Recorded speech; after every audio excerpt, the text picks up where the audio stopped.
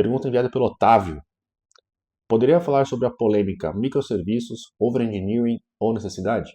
Tá bom. Microserviços não são necessariamente overengineering, mas, se aplicados fora de contexto, podem se tornar sim overengineering. Microserviços fazem sentido quando você tem, primeiro, uma aplicação com escopo grande e complexo, com múltiplas funcionalidades e contextos também. Quando você tem múltiplas equipes trabalhando em paralelo, com necessidade de autonomia e deploys constantes também. E também, além de constantes, independentes. E também demandas de escalabilidade seletiva, onde diferentes partes da aplicação têm cargas muito distintas. E também requisitos fortes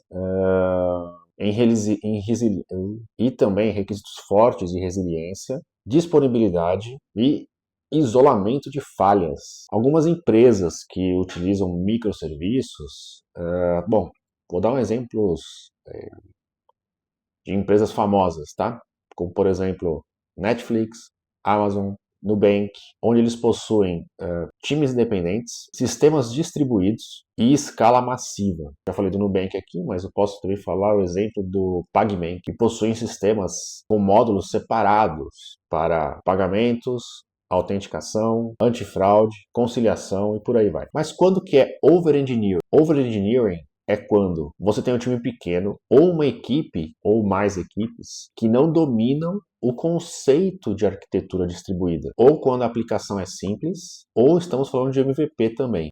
Não faz sentido você criar toda uma plataforma de microserviços quando você tem um MVP na mão. Ou um produto em validação. Ou também quando a aplicação é criada por modismo sem uma necessidade técnica real. Desta forma, a fragmentação traz mais complexidade, mais malefícios do que benesses. Isso significa que nós teremos muitos deploys quebrando, debugging difícil, latência alta e custos operacionais maiores também. Então, quais são os problemas comuns de você utilizar um microserviço fora de contexto? É a complexidade no deploy, que envolve múltiplos repositórios, pipelines e configurações.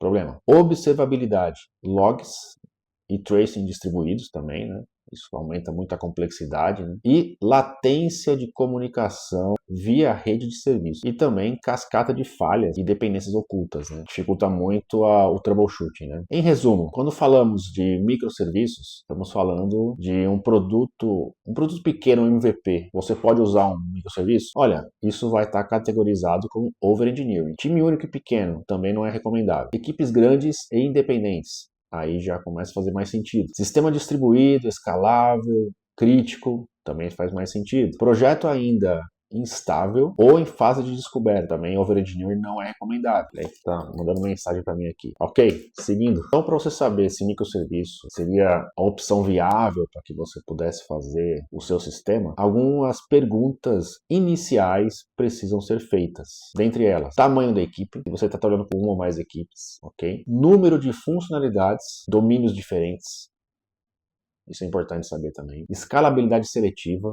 Se existe algum componente que faz mais deploys que outros, frequência de deploys independentes, autonomia de times, muitos times em paralelo, necessidade de alta disponibilidade, existem partes que não podem falhar e também se o time ou os times possuem habilidades com arquiteturas distribuídas, como por exemplo usar Kafka, usar Rabbit, usar tracing, fallback, e se nós temos ali a questão de orçamento e infra para suportar microserviços também, porque isso é obviamente importante. Alarme do carro está pitando.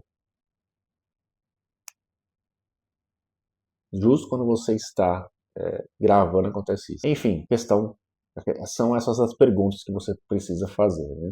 Sem contar, é claro, também da volumetria que você vai trabalhar. Então, assim, sem muito modismo, sem muito diz que me diz, sabe? E é importante a gente pensar sobre isso, sabe? Porque às vezes você quer fazer uma mega arquitetura, você quer fazer uma mega implementação, né? E que não precisa, não é necessário fazer isso. Então, fica a dica aí para quem quiser saber mais detalhes.